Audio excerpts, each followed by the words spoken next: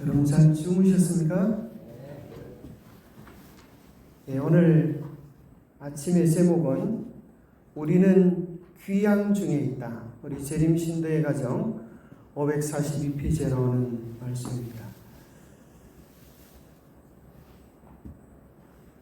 이 세상에서 가장 행복한 길이 아마도 고향 가는 길이 아닐까 생각합니다.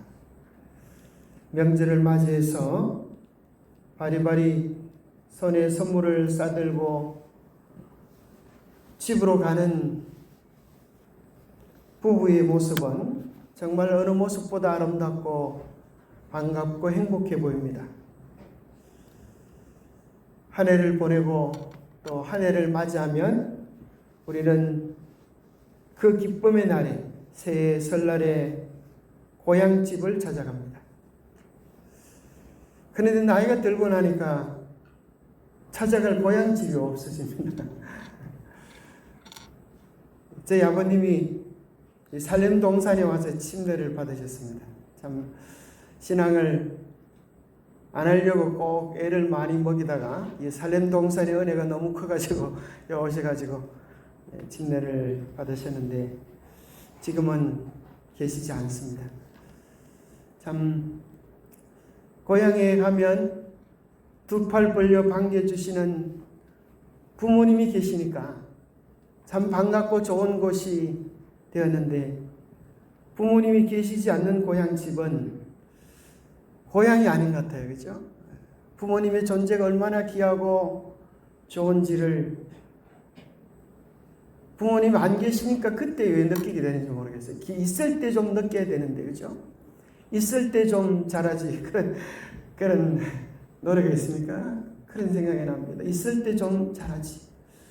우리 곁에 있는 사람들이 우리가 우리 곁에 언제 떠날는지 우리는 아무도 알 수 없는 것 같아요.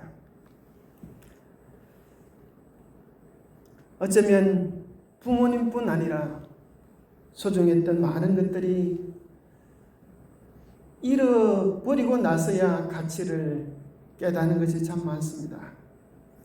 젊었을 때는 모든 게 내 것인 줄 알았는데 나이가 들면서 하나씩 둘씩 잃어갑니다.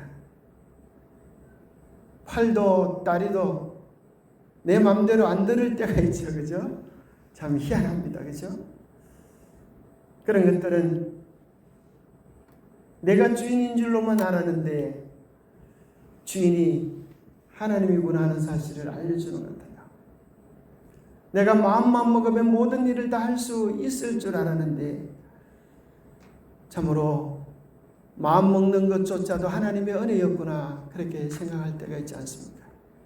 나이가 들면 희한하게도 정신을 바짝 차리고 말씀을 집중하고 싶은데 나도 모르게 자꾸 잠이 오고 이제 잠이 와가지고 피곤해서 좀 들어 누워야 되겠다 해서 들어 누우면 정신이 또 발작이죠.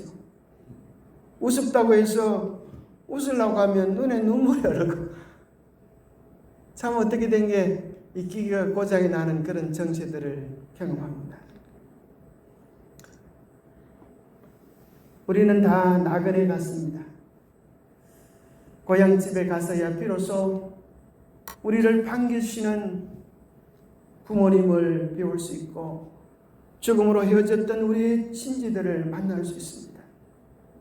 요양원에 가서 어제 예배를 드리는 중에 한 분 할머니 얘기를 들어보니까 자식들을 다 여러 가지 질병으로 잃어버린 재난으로 잃어버린 한 어머님이 계셨습니다.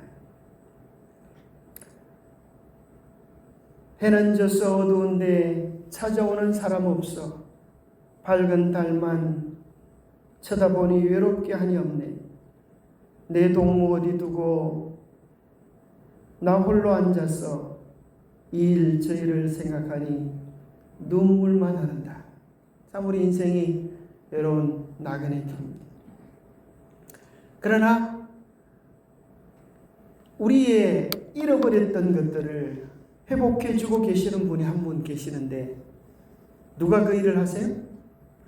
우리 주님께서 잃어버렸던 모든 것들을 회복시켜주고 계시는 일을 하고 계십니다. 그 그 일을 우리를 위하여 초소를 예비한다라고 표현해 주고 계십니다. 제가 이리 봐도 손주가 둘이 있습니다. 이게 아주 엄청난 일인데요. 여러분 손주들 다 있으시죠? 손주 둘이를 키워보니까 무슨 생각이 드는가 하면 손주를 키우다가 놀라운 진리를 깨달았습니다. 그게 뭔가 하면 세상에 나보다 나를 더 사랑하는 분이 계시는구나, 이걸 깨달았습니다. 손주들이 하는 일이란 먹고 싸고 자고 때로는 울고 웃고 이렇게 하는데, 그런데 아이들을 보다가 문득 이런 생각이 드는 것입니다. 얘들이 지 엄마가 저를 얼마나 사랑하는지 알까? 이 하늘비가 저를 얼마나 귀하게 여기는 줄을 알까? 그런 생각을 해보면서 이놈들이 아무도 모르는 것 같아요. 그죠? 정말 모르는 것 같아요. 그러면서 문득 무슨 생각이 드는가 하면 나도 그렇구나, 그런 생각이 들어요. 그죠? 아무리 자식이 부모를 생각해도 부모가 자식을 생각하는 사랑을 깨달을 수가 없어요. 부모의 사랑이 더 크고 놀라운 것입니다. 애가 밥을 안 먹으면 누가 더 애달팝니까? 부모가 그저 제발 이놈아 밥 좀 먹어라. 네 소원 다 들어줄 테니까 밥 좀 제발 먹어라. 그러지 않습니까? 생각해보면 지가 저를 귀하게 여기는 것보다 부모가 그 아이를 더 귀하게 여기는 것처럼 그 사랑은 다 내리사랑이라 그러잖아요. 그 사랑의 강도를 위하여 오르고 오르면 그 사랑의 꼭대기점에 누가 있을까요? 사랑의 주인이신 주님께서 내가 너를, 엄마가 너를 사랑하는 것보다, 할아버지가 너를 사랑하는 것보다 너를 더 많이 사랑한다 하시는 우리 주님이 계신 것 같습니다. 그래서 어쩌면 회개는 우리가 쥐어짠다고 회개가 되는 게 아니고 주님의 사랑을 깊이 느낄 때, 이 사랑은 이렇게 큰데 나는 그 사랑을 배은망덕하게 여기고 살았구나 하는 생각들이 우리의 마음속에 진정한 회개를 안겨주는 것 같습니다. 하나님의 사랑이 우리로 회개케 하고 하나님의 사랑이 우리를 새롭게 하는 것 같습니다. 하늘에서 그것은 실제적으로 일어나는 일입니다. 주님께서 우리가 우리의 구원을 위하여 기도하는 것보다 오늘 주님께서 우리를 위하여 하늘 지성소에서 우리의 이름을 부르며 간구하고 계시는 것입니다. 제발 사랑하는 그 아이가 자기의 죄를 깨닫고 이 사랑을 받아들이기를 간곡한 심령으로 성령께서 애통하시고 주님께서 우리를 위하여 간구하시는 것입니다. 마치 예수님의 12제자들이 예수님이 그들의 구원을 위하여 겟세마네에서 피땀을 흘려 기도하시는 동안 제자들은 깊은 잠 가운데 빠져 있었어요. 베드로야, 한시도 네가 기도할 수 없느냐? 마음은 원이로되 육신이 약하다 하시면서 3번이나 와서 그들의 구원을 위하여 주님을 위하여 기도하기를 바라셨건만 예수님은 그들의 구원을 위하여 씨름하고 계셨건만 제자들은 피곤에 지쳐 깊은 잠 가운데 빠져 있었습니다. 하늘에 우리의 주님이 우리를 위하여 기도하고 계시다는 사실을 기억하면, 우리보다 더 큰 사랑이 우리를 붙잡고 계신 것을 기억하면 우리가 걱정할 게 없는 것 같아요. 우리의 구원이 우리의 죄가 노력으로 이루어진다고 생각하면 우리는 아무도 확신할 수 없고 장담할 수 없지만 주님께서 우리를 위하여 간구하고 계시고 우리를 위하여 책임져 주신다고 하는 생각을 하면, 주님의 성실하심이 우리의 구원을 이루신다고 생각하면 그분의 성실하심에 우리의 모든 염려와 걱정을 맡겨놓을 수 있을 것 같습니다. 하늘에 정말 성소가 있는가? 하늘에 정말 주님이 우리를 위하여 기도하고 계시는가? 히브리서 9장 24절에 보면 그리스도께서는 참것의 그림자인 손으로 만든 성소에 들어가지 아니하시고 바로 그 하늘에 들어가사 이제 우리를 위하여 하나님 앞에 나타나시고, 이 땅의 성소는 하늘의 것이 그림자라는 것입니다. 실제 주님께서 우리의 구원을 위하여 하늘에서 우리를 위하여 통회하시고 애통하시고 중보하시는 특별한 장소가 있음을 이야기합니다.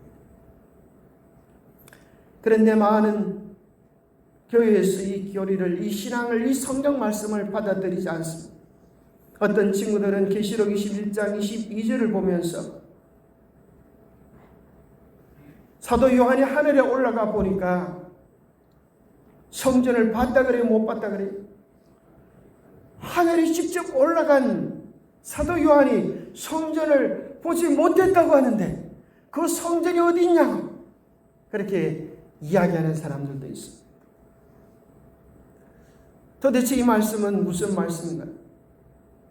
내가 성전을 보지 못하였으니 이는 주 안에 주 하나님 곧 전능하신 이와 및 어린 양이 그 성전이십니다. 예수님이 성전이시고 성전은 없다. 성소니 지성소니 그런 것들은 없다. 이렇게 표현하기도 합니다. 그런데 계시록 21장 같은 장 시작할 때 보면 하늘에 하나님의 장막이 사람들과 함께 있음에 하나님이 그들과 함께 계시리니 그들은 하나님의 백성이 되고 하나님은 친히 그들과 함께 계셨습니다.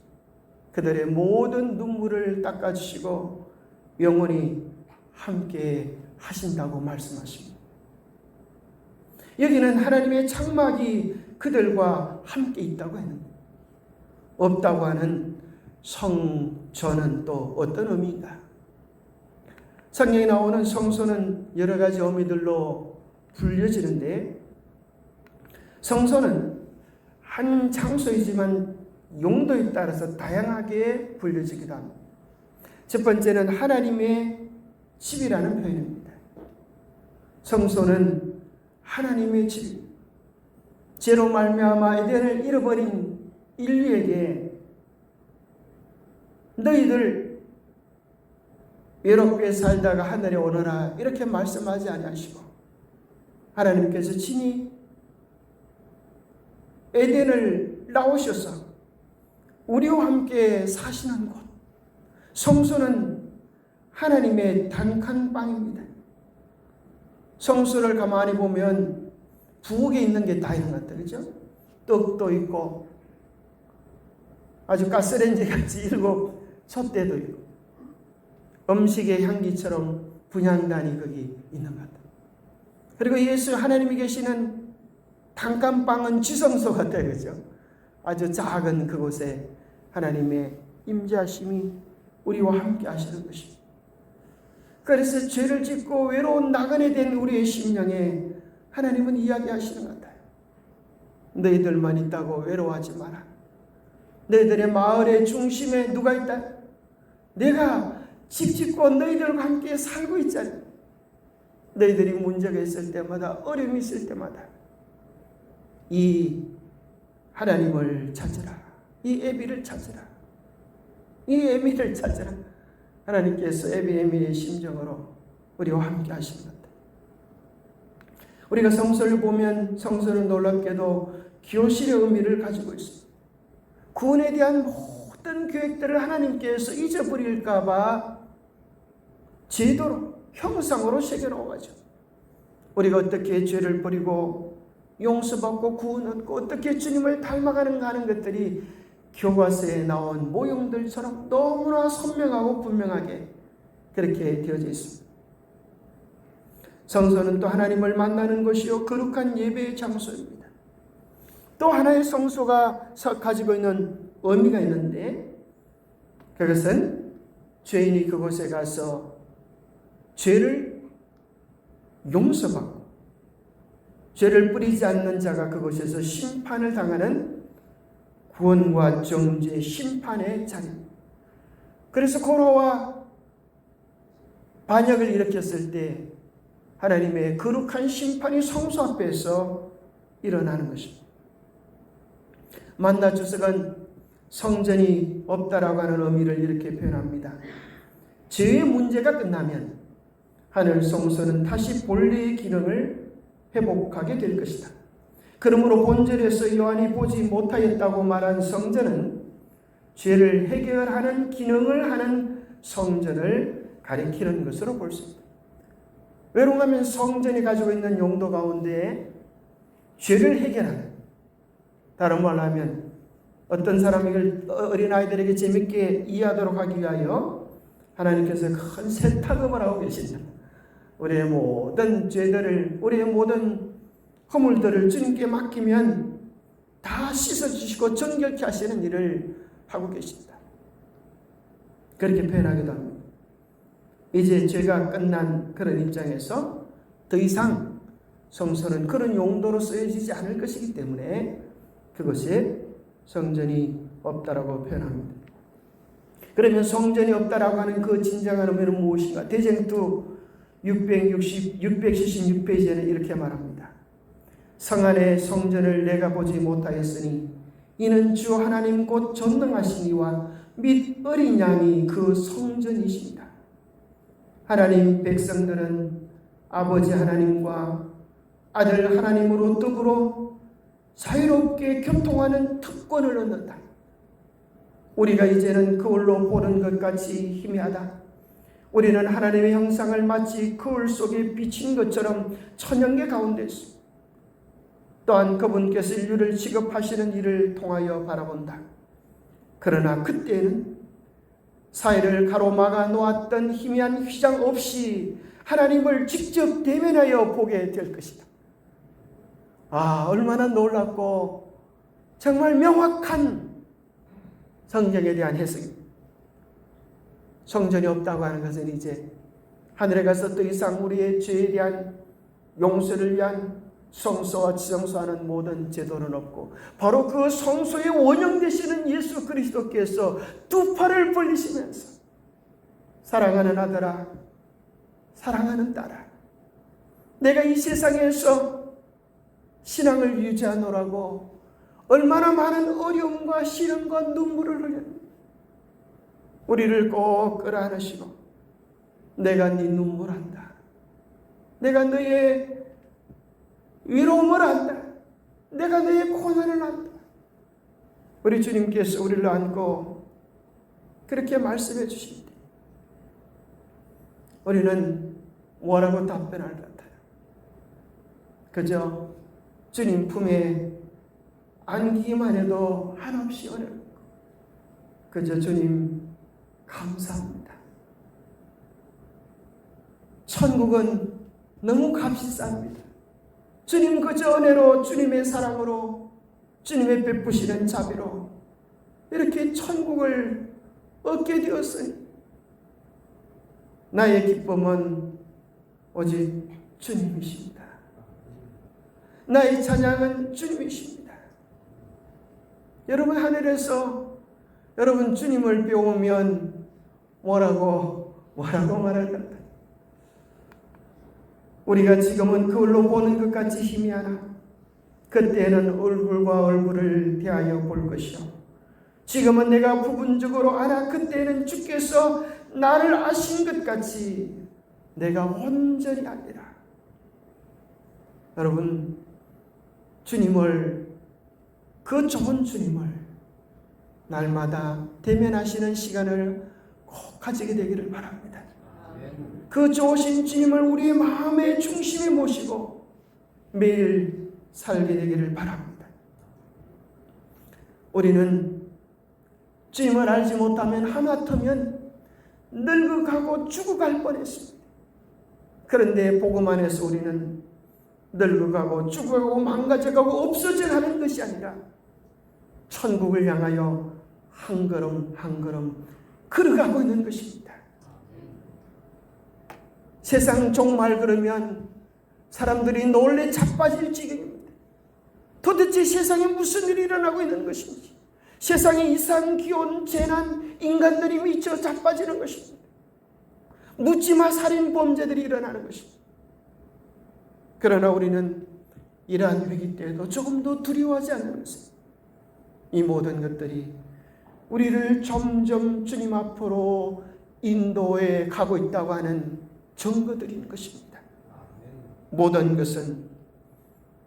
모든 가장 분명한 것은 이 세상 재난은 끝이 있고 우리를 향한 주님의 사랑은 영원하다는 것입니다.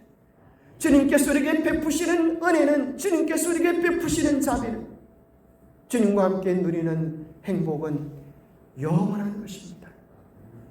우리는 귀향 중에 있다. 우리는 고향 가는 여정에 있다.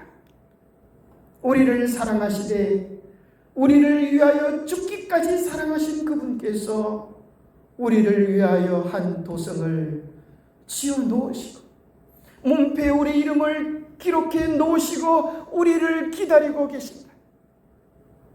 새 예루살렘은 우리가 안식할 장소이다. 하나님의 도성에는 다시는 슬픔이 없을 것이다. 슬픔의 통곡도 깨어진 희망과 매장된 애정의 만가도 다시는 들리지 아니할 것이다. 미국의 슬픔의 어복들은 흔히 예복으로 바꾸어질 것이다. 미국의 우리는 우리 왕의 대관식을 목도할 것이다. 그 생명이 그리스도와 함께 숨긴 바 되었던 자들은 이 지상에서 믿음의 선한 싸움을 싸운 자들은 하나님의 나라에서 구속주의 영광과 함께 빛날 것이다. 얼마나 놀라운 것입니다. 우리 주님께서 하늘의 아름다운 영광의 면류관 대관식을 쓰는 그 영광의 장면을 목도할 뿐 아니라 주님께서 우리 한 분 한 분을 부르시고 우리의 머리 위에 큰 면류관을 씌워주실 것입니다. 우리는 너무 황송하고 감복하여 그 면류관을 하나님께 다시 돌려주려고 할 것입니다. 그러나 주님은 우리를 다시 격려하시면서 너는 이 면류관을 쓰기에 합당하다.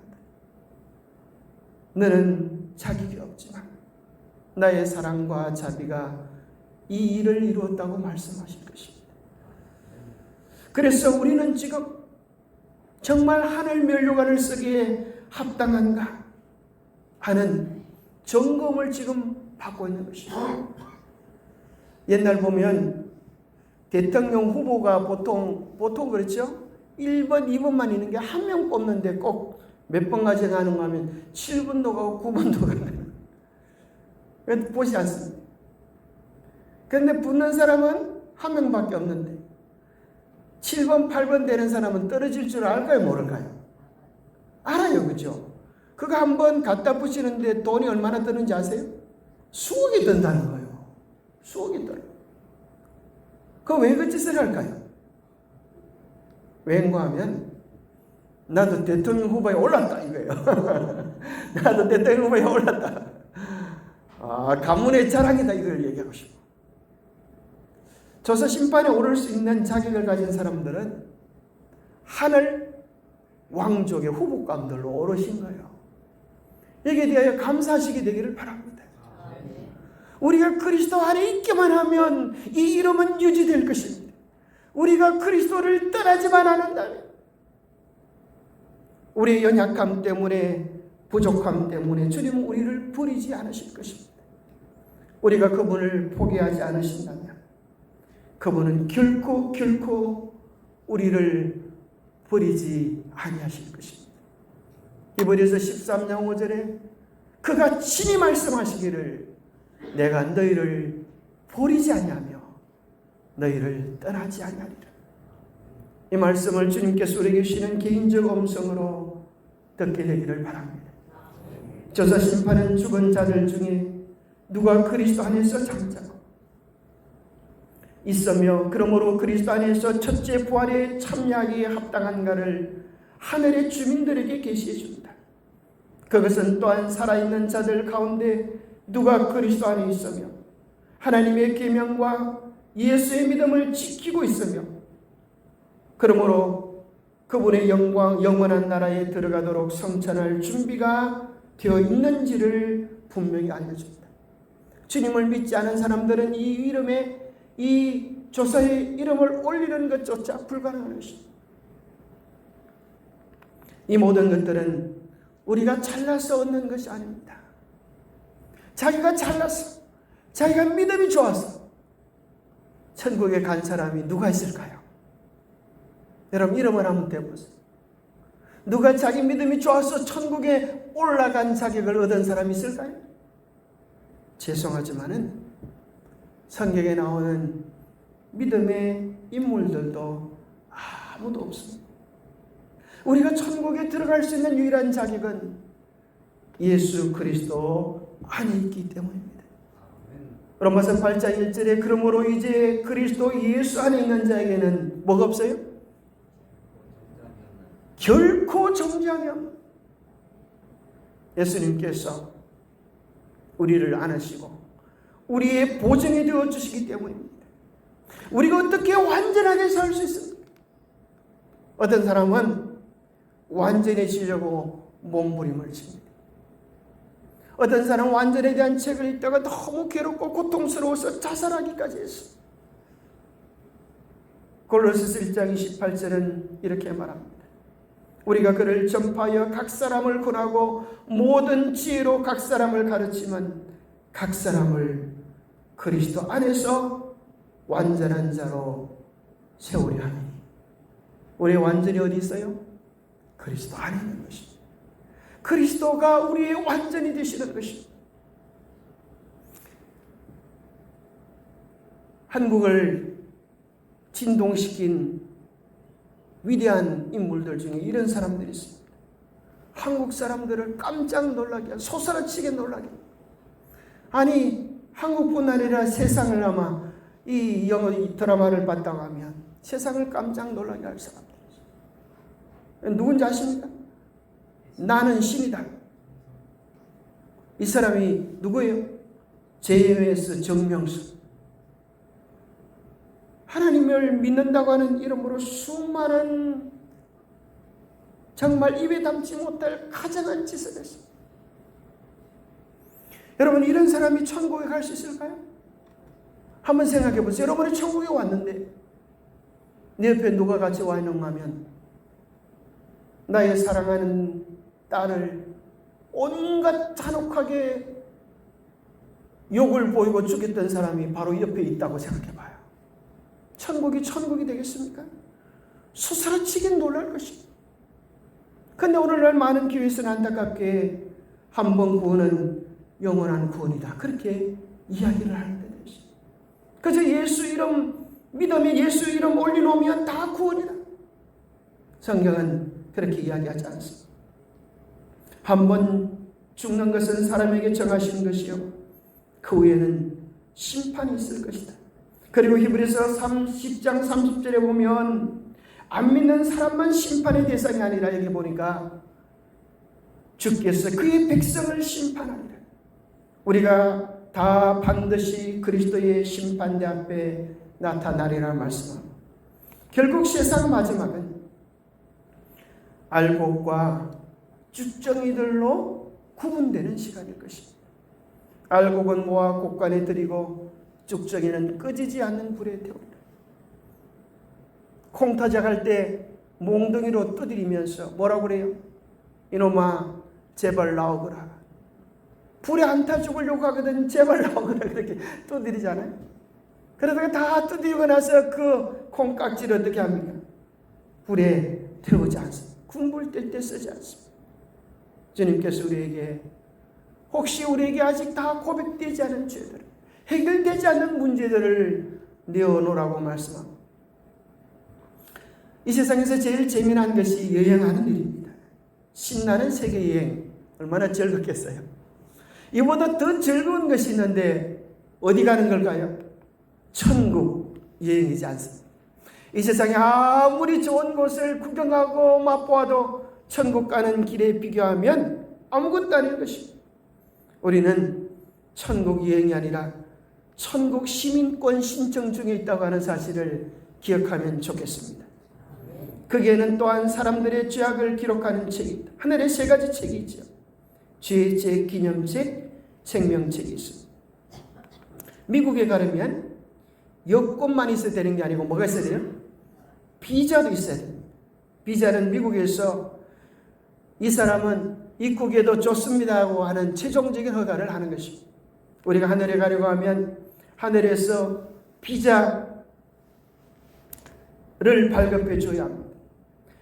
죄 기록책에는 죄에 대한 우리의 범법 행위들이 기록이 되어 있습니다.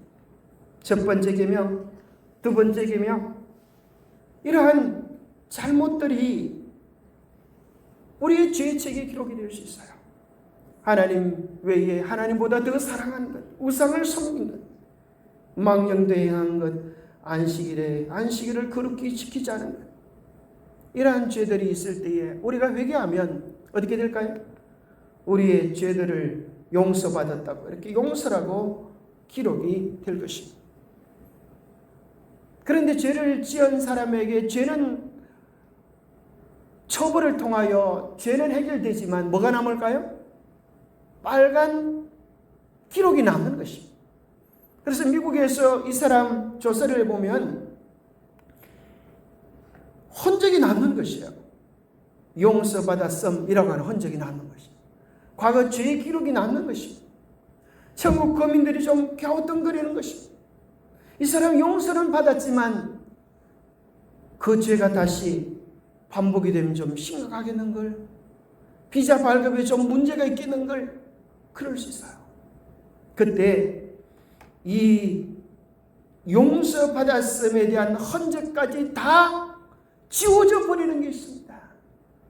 그게 무엇인가 하면 성경에 오면 도말되어지는 것이라고 우리 정언에 기록해 줍니다. 대정도 483페이지 보면 이 성소를 정결케 한다는 의미를 이렇게 구체적으로 이야기합니다. 진심으로 죄를 회개하고 믿음으로 그리스도의 피를 그들의 속죄 제물로 주장한 사람들에게는 하늘의 책에 기록된 그들의 이름 아래 뭐 받았다고요? 용서받았다는 말이 기록된다. 그들이 그리스도에 의해 참여한 자가 되고 그들의 품성이 하나님의 율법과 조화된다는 것이 나타날 때 그들의 죄는 뭐 되고요? 도말되고 그들 자신이 영원한 생명을 받기에 합당한 사람으로 인정되는 하늘 재판장의 역사가 지금 하늘에서 이루어지고 있는 것입니다. 이 얼마나 감사한 일입니까? 용서받은 데서 끝나는 것이 아니라 죄에 대한 흔적까지 완전히 기록되어지고 성소가 정결케 되어졌어. 모든 흔적이 지워지고 이제 우리는 그리스도의 성품으로 그리스도의 의로 서게 되는 일이 하늘에서 준비되어지고 있는 것입니다. 오늘 이 시간 다시 한번 우리 각자의 심령을 살피면서 주님께 아직 다 드리지 않은 우리의 죄들을, 우리의 삶을 주님께 드리면서 우리의 죄가 도말되어지는, 그래서 사도행전에 말씀하는 것처럼 깊은 회개를 통하여 유쾌하게 되는 일들이 우리 안에 일어나게 되기를 바랍니다. 그때에 약속하신 성령을 보내시고 약속하신 우리 주님을 배우는 귀한 역사가 우리 모두에게 일어날 것입니다. 이 귀한 축복을 위하여 간절히 기도하는 시간을 가지면 좋겠습니다. 감사합니다.